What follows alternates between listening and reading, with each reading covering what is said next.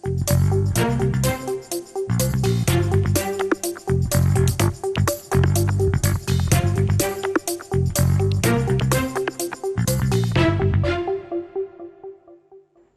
ritrovati, nuovo appuntamento con Diritti Negati. Allora abbiamo cambiato giorno e quest'oggi abbiamo un'ora di tempo per parlare insieme a voi.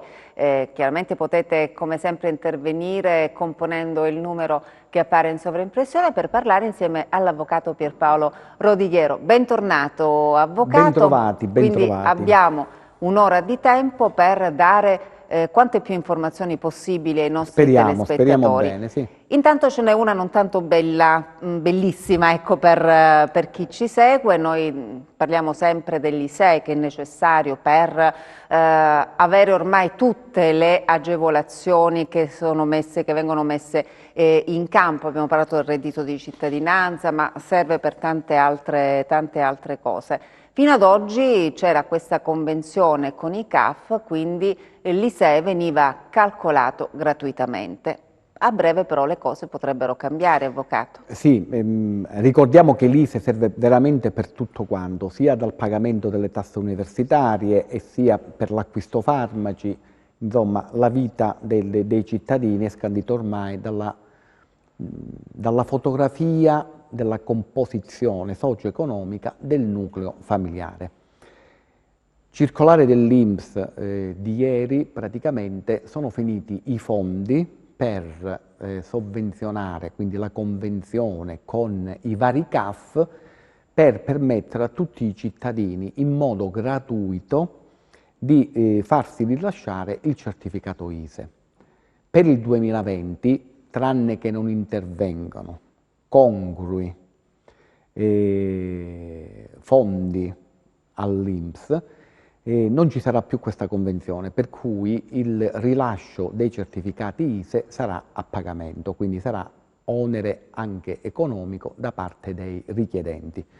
Che cosa significa questo? Dal momento che sappiamo benissimo che tutte le provvidenze, in questo caso anche quello che stiamo parlando da più mesi, reddito di cittadinanza o pensione di cittadinanza, sono subordinati all'invio periodico annuale della certificazione ISEE, perché bisogna dare la fotografia tempo per tempo, sempre se sono variati e quindi se si sforano i parametri di legge per avere accesso a queste agevolazioni, della situazione socio-economica del nucleo familiare. Quindi che cosa consigliamo noi? Poiché c'è questa probabilità, se non viene rimpinguato il capitolo all'INPS relativo alla convenzione con i CAF nazionali, invitiamo veramente tutti coloro, quindi tutti i cittadini che hanno l'obbligo di presentare annualmente la certificazione ISEE, di recarsi da oggi fino al 31 dicembre presso i vari CAF per richiedere la certificazione ISEE. Che poi venga rilasciato nell'anno nuovo non fa niente, però ricadere perlomeno nella invigenza di questa gratuità. Perfetto. Ricordiamo che gratuità perché fino ad oggi c'era questa convenzione. I servizi che prestano gratuitamente ai cittadini, CAF e patronato, sono gratuiti per chi ne usufruisce, però diciamo, sono erogati in virtù di convenzioni con comuni, province, regioni, Stato centrale, per quanto riguarda l'ISEE con l'INPS. Quindi ecco, sono tutte è gratuito per chi ne fruisce, però sono tutti servizi a pagamento che però sono altri, diciamo, enti che materialmente intervengono e diciamo pagano le prestazioni. Quindi questo è, per cui l'invito, perché sappiamo benissimo il problema della mancata presentazione dell'ISEE è che c'è una sospensione della provvidenza, o del reddito di cittadinanza o di pensione di cittadinanza. Se bisogna farlo allora in questi giorni, poi magari verrà rifinanziata. Poi se viene rimpinguato, però ad oggi questo è perché il fondo è scaduto, cioè non ci sono più soldi Vedremo nel fondo cosa INPS, accadrà però. nella convenzione, però questa c'è una circolare dell'INPS che ho Certo, provveduto a stampare, per cui questo è. al momento. Intanto salutiamo chi è in linea. Pronto? Buonasera. Salve, da dove ci chiama? Salve, chiamo da Cosenza. Volevo Benvenuto. porre una domanda. Grazie. Prego. Senta, per chi percepisce il reddito di cittadinanza, viene chiamato a svolgere un tirocinio presso un ente pubblico, eccetera, cosa deve fare? Viene annullato il reddito o deve fare una dichiarazione all'INPS? Cosa bisogna fare? Allora, cosa bisogna fare? Se uno viene chiamato a svolgere questo tirocinio, rimane il reddito, avvocato? Assolutamente rimane, assolutamente rimane.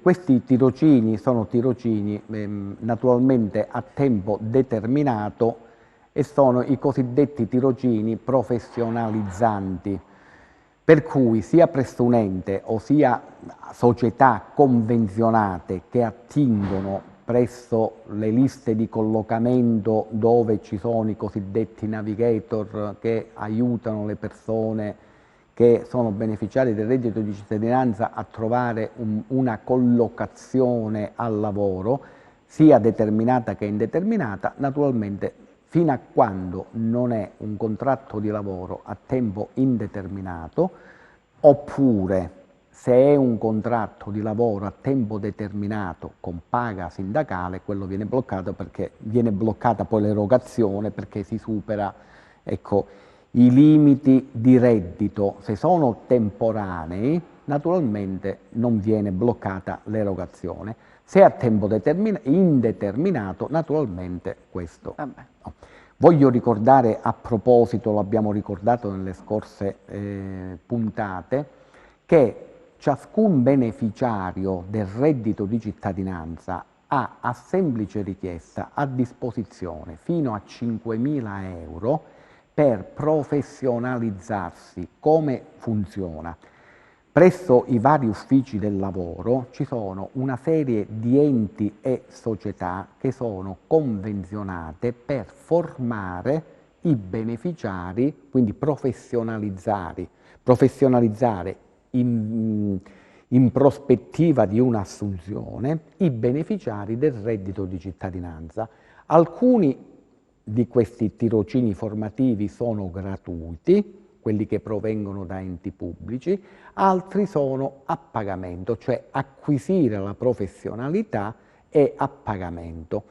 In questo caso chi percettore di reddito di cittadinanza vuole professionalizzarsi, cioè prendere un diploma, prendere un'abilitazione, ha a disposizione fino a 5.000 euro che vengono erogati direttamente all'ente o alla società convenzionata per professionalizzare, cioè far prendere un'abilitazione e quant'altro, quindi per facilitare l'entrata nel mondo del lavoro. Perché l'obiettivo del reddito, noi lo ricordiamo, è quello. L'obiettivo del Ecco, reddito non è quello. In più ci sono queste misure, quindi ricordiamo l'assegno di collocazione, di collocamento che viene erogato direttamente dallo Stato, viene erogato direttamente all'ente che forma, fino a 5.000 euro. Per cui chi vuole fare da un'arte, diciamo, artigiana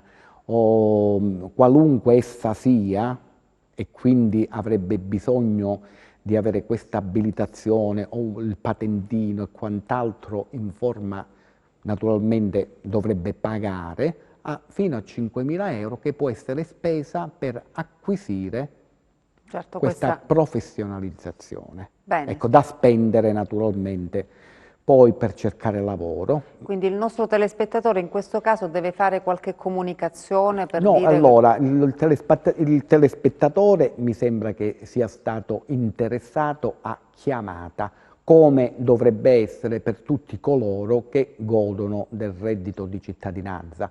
Hanno prestato l'assenso a essere utilmente collocati al lavoro e molto probabilmente per la qualità del telespettatore che gode del reddito di cittadinanza è stato chiamato, in questo caso a tempo determinato e quindi diciamo in quel caso non perde. Poi bisogna andare a vedere se a tempo determinato di un anno con paga sindacale lo perde, perché poi essendo a paga sindacale full time eccetera eccetera, cioè cambiano proprio i parametri economici. Se è a tempo indeterminato siamo tutti quanti contenti, per cui se è soltanto temporaneo naturalmente non perde i benefici. Bene, intanto salutiamo chi è in linea in questo momento. Pronto? Pronto, buongiorno. Salve, da dove ci chiama? Pronto? Eccoci, da dove ci chiama? Da Rossano. Da Rossano? Sì, sì. Benvenuto, prego. Da Rossano. Sì, sì, faccia la domanda, prego. Senti, siccome almeno alla fine di dicembre mi scade l'ISEE, mi senti? Allora, Forte e chiaro, fate la domanda. L'ISEE, mi scade l'ISEE. sì, faccia la Mi domanda. scade... La sentiamo, faccio la domanda, poi se abbiamo problemi glielo diciamo, insomma, se non riusciamo a sentire bene la domanda, facciamo intervenire il nostro Luca oggi che è in regia, quindi ci darà sicuramente una mano. Intanto faccia la domanda, in questo momento la sentiamo. Forse magari se lei abbassa il volume del televisore e ci ascolta solo attraverso la cornetta del telefono riusciamo a comunicare meglio, altrimenti c'è sempre la solita eco quando ci si ascolta attraverso il televisore e quindi non riusciamo a comunicare alla fine bene. di dicembre mi scade il modello ISEE. Sì. Come dovrei fare per... praticamente mi ha detto il commercialista e mi ha detto che devo andare dopo la Befana per rinnovarlo. Lo può rinnovare prima di questa scadenza? Certamente lo potete rinnovare prima. Voglio ricordare... Quindi lo posso rinnovare prima allora? Allora, lo dovete rinnovare prima, perché non è obbligatorio a scadenza dei 12 mesi andare a rinnovarlo, lo potete andare a rinnovare prima. Quindi questo di base. Dovete andarla a rinnovare ogni volta che siete a conoscenza che qualche parametro economico o di composizione del vostro nucleo familiare è mutato. Prima eravate 4 componenti, adesso siete 5 o siete 3, in quel momento dovete andare a rifarne uno nuovo. Se prima il reddito vostro era 8 euro e adesso è migliorato o è peggiorato, dovete andarlo a fare in qualunque periodo dell'anno. Voglio ricordare che una cosa è il reddito normale che voi andate a richiedere e ricordo che quando chiedete l'ISEE normale vi fotografa la situazione socio-economica in arretrato di 2 anni, per cui questo. Se invece all'attualità voi la situazione socio-economica di 2 anni fa del nucleo familiare è mutata, dal 1° settembre 2019 è possibile richiedere l'ISEE corrente, cioè una fotografia reale della situazione socio-economica della famiglia. Cosa voglio dire? Se uno è stato, ha percepito reddito fino a giugno 2019, ovviamente oggi si trova in stato di disoccupazione, ovvero di assenza di reddito.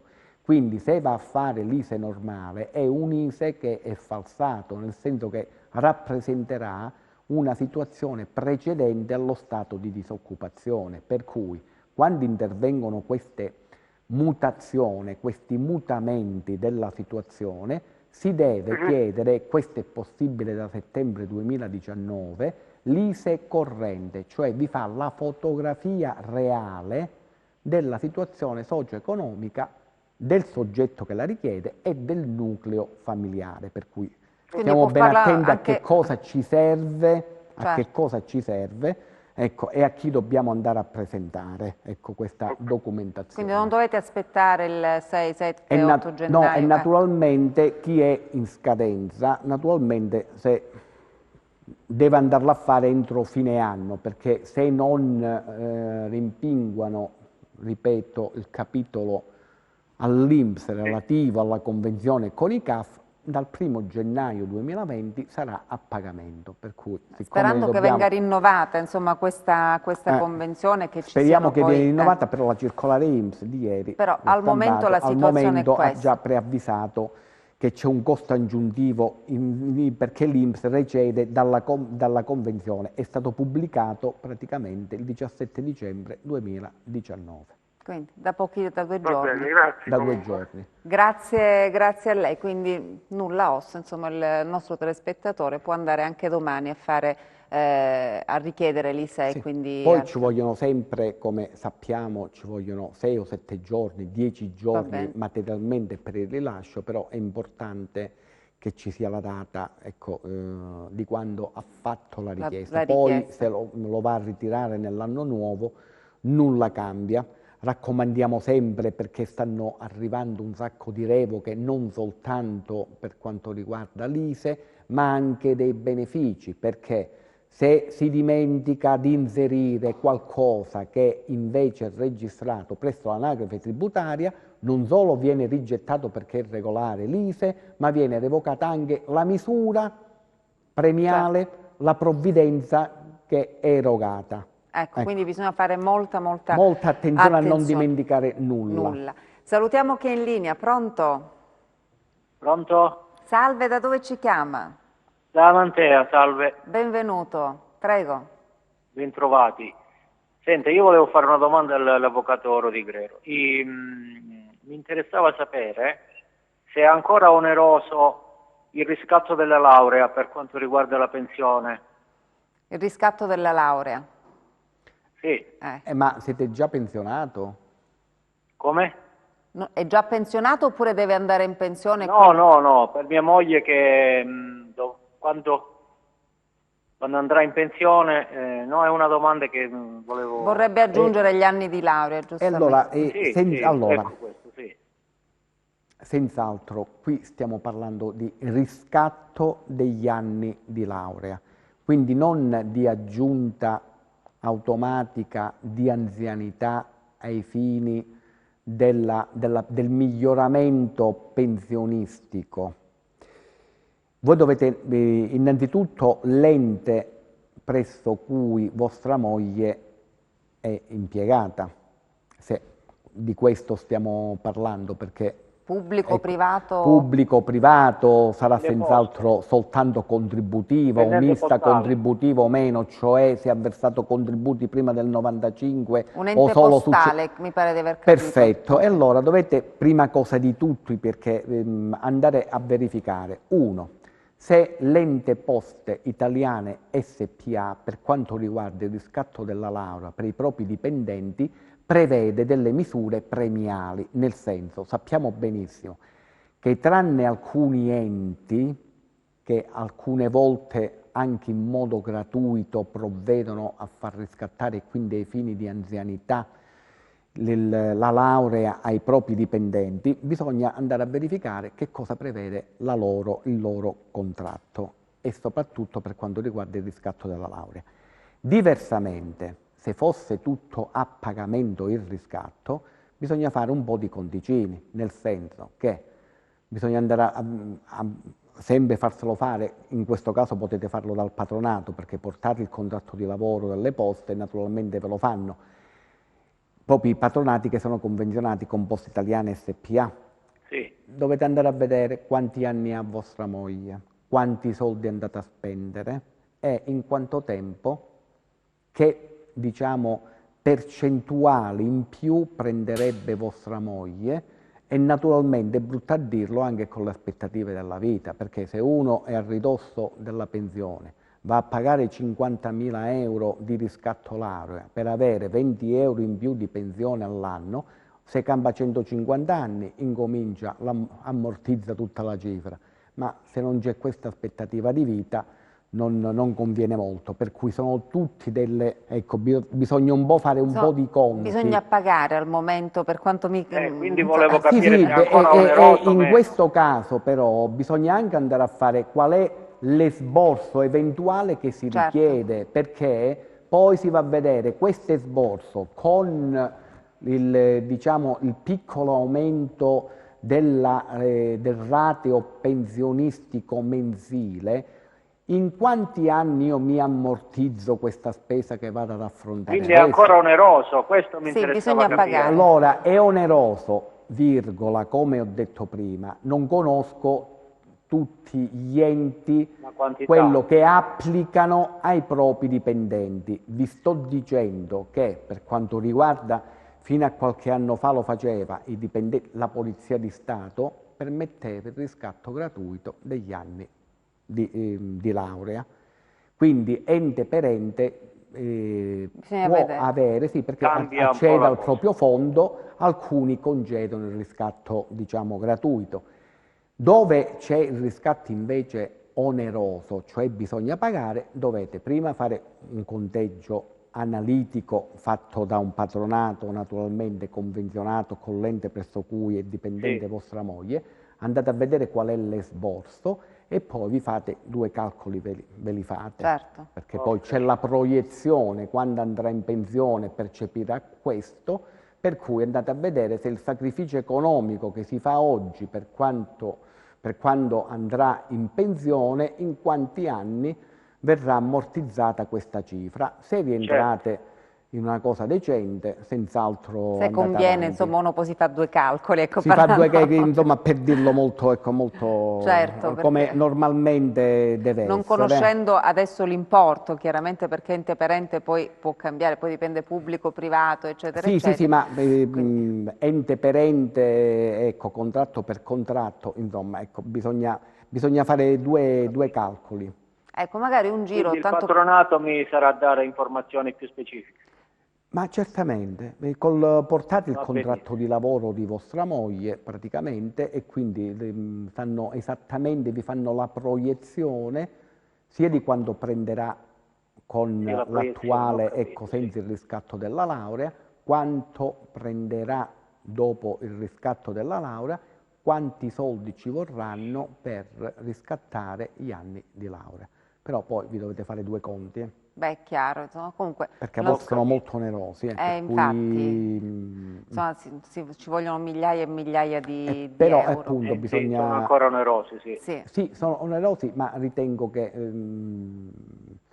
non muterà orientamento, diciamo, ecco. Quindi ancora bisogna pagare. Insomma, questi anni di laurea dobbiamo, se li vogliamo riscattare, dobbiamo purtroppo pagare. Grazie per aver telefonato, noi dobbiamo dare la linea pochi istanti alla regia, torneremo tra poco.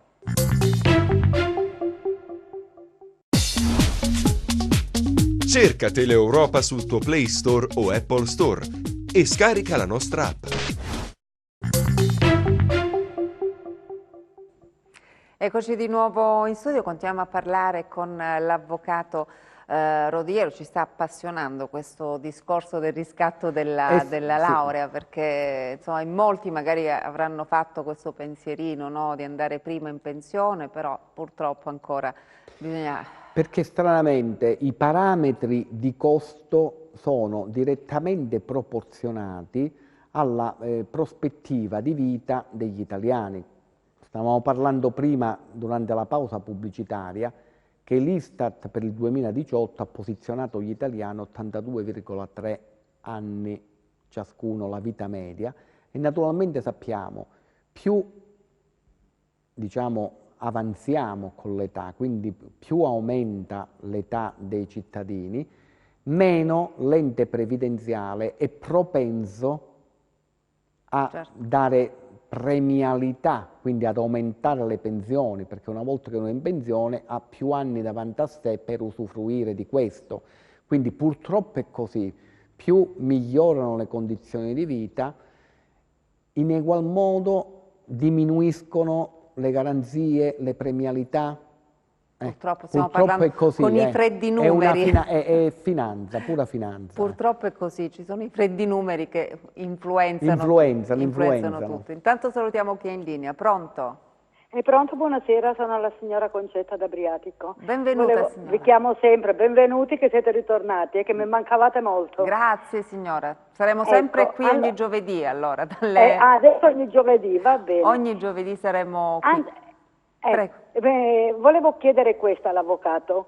Allora, mio fratello, che è un invalido con l'accompagnamento al 100%, ha fatto i 60 anni a maggio e le è stata riconosciuta la maggiorazione su quella piccola pensione di invalidità di 290 euro, no? Adesso, siccome lui percepisce anche il reddito di cittadinanza, volevo sapere se devo fare qualcosa. A me il sindacato ha detto che non devo fare niente, ma mi dica lei per essere più sicure.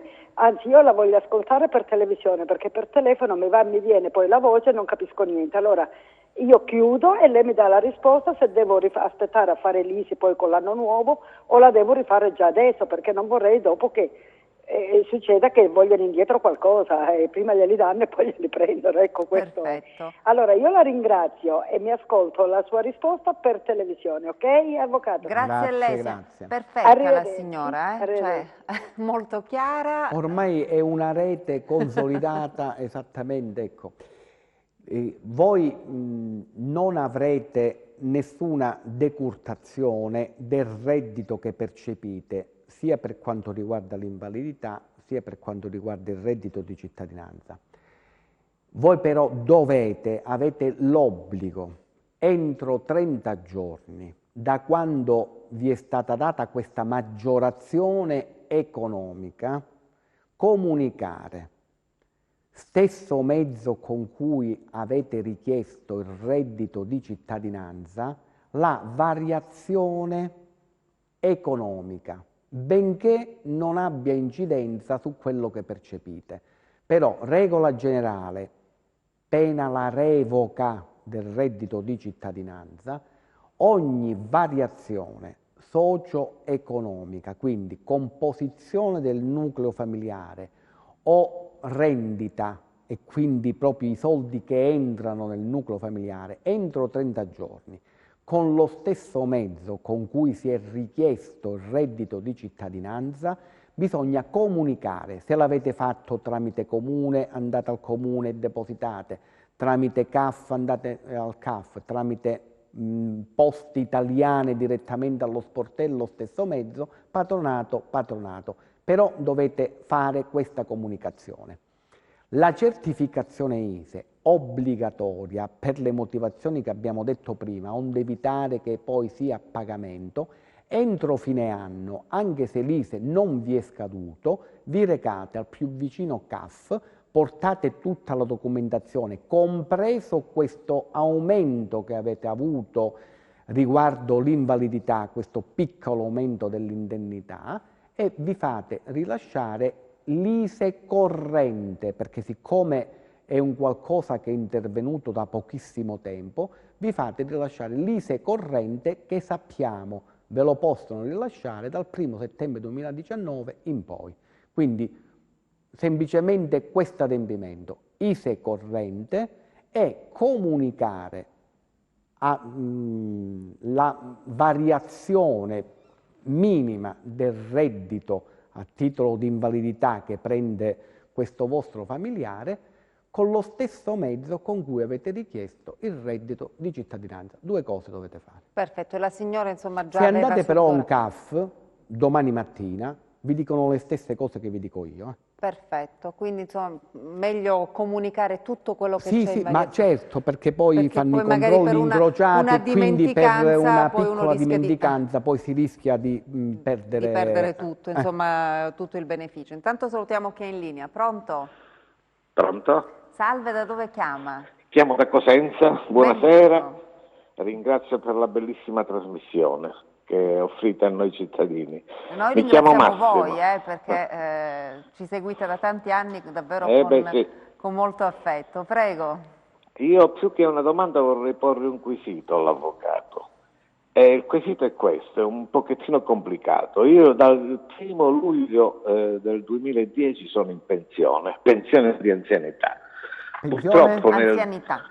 Anzianità, esatto. Però nel gennaio 2013 purtroppo è venuta a mancare mia moglie. Sì, è venuta a mancare mia moglie per una malattia che l'ha portata via dopo tanti anni. Mia moglie era una insegnante e in quell'occasione mi è stata riconosciuta la pensione di reversibilità in base veramente è una pensione indiretta di inabilità, articolo 2, comma 12. Quello stesso anno, nel 2013, a fine anno, mi sono accorto che non mi era stata liquidata la 13ª sulla pensione di reversibilità, che mi sono interessato presso e il call center mi disse che essendo io ancora in servizio non mi spettava la pensione, la 13ª sulla pensione di reversibilità. Nel momento in cui io ho detto al call center che in effetti ero già in pensione dal 2010, loro mi hanno detto che mi avrebbero fatto sapere, solo che non mi hanno fatto sapere nulla. Dopo di 2 anni circa mi sono interessato nuovamente per sapere come andavano le cose e mi è stato riconosciuto candidamente che sulla mia pensione non era stata applicata la tabella F di cui alla legge 395 del 95. Anche io ho fatto, come dire, mi sono lamentato e ho detto, beh, allora aggiornatemi la pensione, datemi quello che realmente mi spetta. E sono stato convocato, la faccio più breve se metto il volume, perché ho fatto altre telefonate, ho interessato un CAF, sono stato ricevuto da 2 funzionari dell'ex Impedap, eccetera, eccetera. Finalmente a dicembre 2016, quindi 3 anni dopo, sono stato convocato e mi è stata fatta firmare una dichiarazione dove riconoscevo che non mi era stato adeguata la pensione in base alla tabella S e che autorizzava una trattenuta di 600 dispari euro al mese su quella pensione stessa. Solo che questa trattenuta mi è stata fatta, però non mi è stata adeguata la pensione in base alla tabella S. Quindi io ho dovuto nuovamente scrivere all'INPS, nuovamente interessarmi all'INPS, ma ancora non mi è stata adeguata la pensione. Cosa devo fare io, avvocato, per aver riconosciuta la pensione giusta che mi spetta tra la mia e quella di mia moglie e non dover riconoscere fra N anni un importo esorbitante all'INPS? Oppure un credito, perché diciamo che il quesito non è molto semplice perché ha avuto molte vicissitudini. Innanzitutto mi avete detto che avete scritto all'ente previdenziale, per cui vi stavo per dire, guardate che i diritti nascenti da prestazioni previdenziali si prescrivono in 5 anni, ma voi avete già assolto questo onere perché mi sembra che avete anche per iscritto interrotto la prescrizione. Quello che dovete fare con tutto questo incartamento che voi mi avete detto, andare a un patronato, non ad un CAF, patronato perché fa previdenza. Lì vi diranno i legali che lavorano al patronato se è squisitamente errore di calcolo, quindi mero errore materiale, oppure c'è l'esigenza di far accertare un diritto a una prestazione maggiorativa e lì praticamente è competente la sezione dei conti sedente a Catanzaro. Per cui c'è a secondo del diritto che si invoca, bisogna anche scegliere la competenza, il giudice presso cui portare questa controversia. Molto probabilmente, da quello che voi mi avete detto, dovrebbe essere un mero disguido che hanno fatto gli uffici amministrativi e non ci dovrebbe essere pregiudizio a vostro onere, però sempre da quello che mi avete detto, io preferisco, ma il patronato lo fa egregiamente, legge le carte indipendentemente da quello che voi mi avete riferito, mi avete narrato adesso con questa telefonata, però quindi patronato, lì c'è l'ufficio legale e a secondo di quello che leggono dai documenti che cosa dovranno andare a chiedere e a secondo di quello che devono andare a chiedere ci sarà anche l'autorità competente. A Io volevo decidere. chiedervi invece se tutto questo dal 2013 l'avete fatto da solo, scrivere, eccetera, eccetera, senza l'aiuto di nessun Sì, legale. ho fatto tutto da solo, anche perché ancora me la sento. No, Sì, no, però no, è sempre meglio, ecco, sempre non è meglio. questione di sentirselo o meno. Purtroppo uno rimane in alcune reti, no, della burocrazia, cioè se non hai le competenze tecniche, come nel caso di un legale in questo caso, perché c'è bisogno Ma poi anche... gli enti sono abituati a non cioè, Ecco. rispondono, diciamo, non per iscritto. Per Ho cui capito. magari rispondono, c'è un front office, uno Sì, prende un sì. appuntamento con un dirigente, magari si illustra quali sono i vizi, non c'è ricevuta di nulla, non c'è nulla per iscritto e passano gli anni, per cui questo è sommamente lesivo, soprattutto... Anzi, io faccio i complimenti al nostro No, telespettatore che perché... ha preso carta e penne, Ecco, ha infatti, scritto, perché è infatti. molto importante, perché poi i diritti, anche se uno li potrebbe affermare, poi magari scopre che purtroppo ha Certo. perso il diritto per richiedere. Quindi per questo è meglio sì. scrivere sempre, qualsiasi cosa, noi lo diciamo da anni, Io sempre per ho scritto iscritto. delle PEC, quindi Perfetto. non sono delle lettere anonime o delle... No, è una importante PEC. perché È ve lo stavo dicendo, è importantissimo perché così è importante. interrotto intanto la prescrizione, perché altrimenti avrebbero potuto dire, beh, purtroppo sono trascorsi 6 anni, quasi 7 anni, quindi non si può fare niente. Invece lei facendo questa PEC ha interrotto la prescrizione, quindi c'è la possibilità di andare Però a recatevi a un recuperare. patronato, recatevi Sì, proprio... ma le chiedo scusa, avvocato, ma la prescrizione per quanto riguarda quello che il cittadino deve dare non sono 10 anni invece che 5. No. Cioè, se io dovessi dare all'INPS... Le prestazioni, cioè se voi, ecco, le prestazioni soggiacciono alla prescrizione di 5 anni, se voi avanzate soldi, questo in poche parole. Ho capito. Quindi il patronato, insomma, Sì, riusciamo... quindi andare al patronato e rivolgermi a loro. con tutte le carte che ha prodotto in questi Io ho anni. tutto, ho le mail, ho le lettere, Fantastico. ho tutto quanto. Ci faccia sapere, Quindi, ci faccia sapere. Senz'altro, avvocato. Comunque io la ringrazio tanto. Buona serata e grazie di nuovo.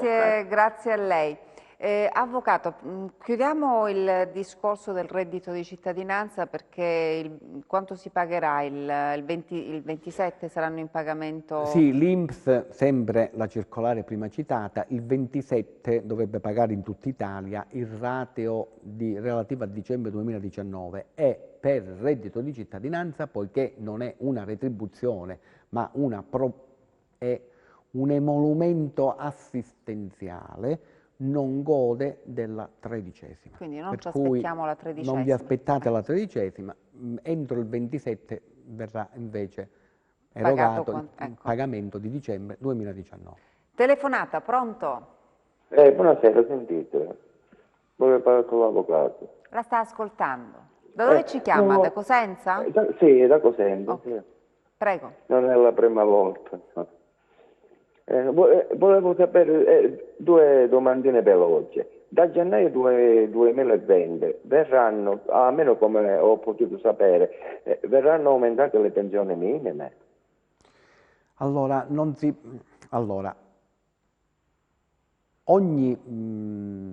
sia per quanto riguarda gli emolumenti e quindi a titolo di stipendio o a titolo di pensione, non c'è un aumento, c'è praticamente un adeguamento agli indici Istat, cioè al costo della vita. Volgarmente, diciamo, vengono aumentate. Però è un... è un adeguamento. Io parlo quello degli invalidità civile, dice che le portavano a 780 euro. Allora, non è che c'è un aumento automatico, in Francia le hanno portate a 1.000 euro, però quello è un intervento legislativo, quindi non c'è una legge che ve li aumenta. Speriamo bene che aumenteranno, speriamo. ma non aumenteranno, porteranno a tot di base e quindi siamo tutti quanti, sì, però questo è un intervento legislativo che deve intervenire, per cui non c'è nessun automatismo. Noi dobbiamo vederlo, dobbiamo Non c'è nessun leggerlo, automatismo, ecco. l'automatismo c'è Certo. nella rivalutazione e quindi Ecco. c'è l'automatismo. diciamo L'aumento ancora non si fa è niente. frutto di altre, diciamo, disposizioni del legislatore. Che al momento non non c'è. non ci sono queste disposizioni. Un'altra domanda velocissima. Ma il reddito di cittadinanza verrà pagato qualche giorno di prima? Anziché del 27, del 28, verrà pagato prima? Allora, INPS termine ultimo 27 dicembre, poi se lo pagano prima tutti quanti contenti. Abbiamo detto Sì. prima senza tredicesima, però entro il 27 verrà pagato dicembre 2019. Quindi quindi Entro, potrebbe essere entro. anche, vabbè, il 26 è festa, il 25 pure. Lunedì 23 potrebbe essere. Si faceva la voce che il 23 forse. Vabbè, l'importante, scusate, o 23 o 20, è vero che uno ha la disponibilità prima È di Natale, mangiarsi un vabbè. panettone e quindi dovrebbero fare in questo modo, però speriamo che, diciamo, che lo paghino perché abbiamo Infatti molte vissuto famiglie, nell'ultimo anno lo so. che c'è stato qualche salto mese, insomma, ecco, quindi... Comunque, Ma la almeno questo disposizione, mese, solo questo mese potessero fare anticipato. certo non dipende da noi, perché Ah magari... sì, assolutamente, magari, comunque la notizia è che entro il 27, quindi se... Ah vabbè, se il 27 rimarrà sempre come era prima. Ma si certo. spera Sì, che sì. insomma si possa procedere a qualche giorno, visto che ci sono le Vabbè, feste, poi molte il 23 famiglie... ci faccio una prova. Sì, abbiamo dato quella notizia perché siccome siamo a scadenza primo anno, naturalmente abbiamo dato la notizia perché che per quanto riguarda questi emolumenti non ci sarà tredicesima. Quindi semplicemente per questo vi abbiamo dato... No, ma quale tredicesima? Lo so assolutamente. Insomma, non ci sperava proprio, noi lo abbiamo ribadito. Ecco. No, io volevo sapere se la pagavano prima, solo questo. Speriamo che la pagano prima, ma non vi ripeto, come termine ultimo, cioè queste sono le notizie che abbiamo appreso. Beh, speriamo davvero perché molte famiglie che hanno davvero bisogno di questi soldi. Ma lo potevano fare questo sforzo però per Natale. Beh, chissà, magari qualcuno ci sta ascoltando. Sì, ma per il pagamento delle utenze, ricordiamo, Certo. non è che ecco, si aspettano questi emolumenti per andare a fare baldoni, Certo, che no, comunque no, la situazione è sempre assolutamente. molto grave e molto precaria per le famiglie che percepiscono questo reddito. Comunque speriamo che arrivino un po' prima questi io soldi. ci faccio una prova il 23, se no il 27, ce lo mangiamo lo stesso il panettone. Va bene. Grazie grazie e buon proseguimento. Grazie per aver ciao. telefonato. Intanto è stato approvato il Fondo Salva Casa, questa è un'altra importante Sì, lo avevamo notizia. anticipato, è stato approvato quindi nell'ultima manovra recentissimamente licenziata, ne avevamo dato notizia, era arrivato qualche rumors, che praticamente è il fondo casa che dal 2020 entrerà in vigore. Che cosa è? Il governo ha stanziato delle somme, adesso stiamo aspettando i decreti attuativi, perché praticamente serve per salvare quegli immobili a coloro che se li sono visti pignorare, quindi evitare che la casa vada all'asta. Lo spieghiamo magari dopo. Intanto sì? se lo spieghiamo dopo con calma. Pronto? Pronto? Salve, da dove chiama? Da Cosenza. Benvenuto, prego. Volevo chiedere all'avvocato, per una collaboratrice familiare addetta alle pulizie, che ha lavorato in una famiglia per alcuni anni, 3-4 anni, e che regolarmente ad aprile, maggio e giugno ha avuto, alla fine di maggio e di giugno, per la dichiarazione dei redditi, un attestato tipo CUD, in cui c'erano tutte le voci che gli erano state corrisposte, cioè lo stipendio, il trattamento di fine rapporto, le ferie, le altre cose, e la signora o il signore che lavorava ha accettato e quindi ha firmato, rilasciando la ricevuta logicamente, Ora, poi è concesso, diciamo, improvvisamente, dopo alcuni anni, dire che queste cose non erano vere e che quindi chiedeva il licenziamento per giusta causa? Guardate, avete sollevato un problema per cui se vivete o qualcuno di vostra conoscenza vive questa problematica, vi invito a recarvi veramente da un legale. Per quale motivo? Questa documentazione che mi state dicendo non è la sottoscrizione o la firma che il prestatore di opera fa al datore di lavoro che dà la prova giuridica della corresponsione di stipendi, indennità e quant'altro. È l'effettiva dazione, cioè non è tanto la ricevuta, non è che se uno firma il modellino, il CUD, eccetera, eccetera, lascia la dichiarazione di nulla avere a che pretendere in riferimento a quell'anno, cioè è risolto. Non è proprio così, perché le leggi che regolano il rapporto di lavoro, in questo caso privato, sono tutte improntate sul pati, cioè il prestatore d'opera è contrattualmente in posizione di debolezza, in questo caso contrattuale, nei confronti del datore di lavoro. Ecco perché non vi aiutano, se non in parte, queste dichiarazioni che questo soggetto, questa collaboratrice, vi ha sottoscritto. Quindi non è solo per questo che voi potete utilmente affrontare un giudizio.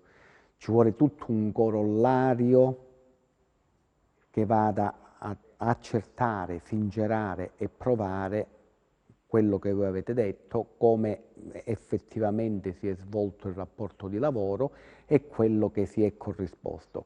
Per cui, poiché è materia, ve l'ho detta molto sinteticamente, però è materia molto tecnica, vi invito a rivolgervi ad un legale che faccia lavoro.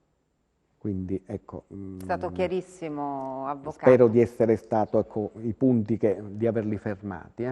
Va bene, quindi c'è bisogno dell'intervento di un legale, assolutamente. Ma scusi avvocato, ma se questo la signora o il signore lo prendeva per fare una dichiarazione dei redditi? Allora, ripeto, il rapporto di lavoro, soprattutto in questo caso privato, è un rapporto di fatto che ha dei risvolti ovviamente giuridici e che a secondo delle prestazioni effettivamente svolte, della natura del rapporto, da lì ci sono degli inneschi di contratto collettivo, di pagamento di monumenti e quant'altro. Vi ho ripetuto, la documentazione che mi avete citato, benché sottoscritta, se solo questa è, e naturalmente con queste brevi parole che ci siamo detti per televisione, probabilmente, anzi necessariamente, avete bisogno dell'ausilio di altre circostanze e di altre prove per resistere a richieste diverse e dissonanti dalla documentazione che voi avete, per cui vi reinvito, rivolgetevi a un tecnico della materia. E noi ci dobbiamo fermare, grazie per aver telefonato, consiglio prezioso questo dell'avvocato, non facciamo in tempo a parlare del fondo Salva Casa la prossima volta, intanto... Col nuovo anno perché entra in vigore. Perfetto, quindi ne parleremo, magari sarà il primo argomento della prossima puntata. Intanto grazie davvero all'avvocato Rodighiero e grazie anche a voi, alla prossima, arrivederci.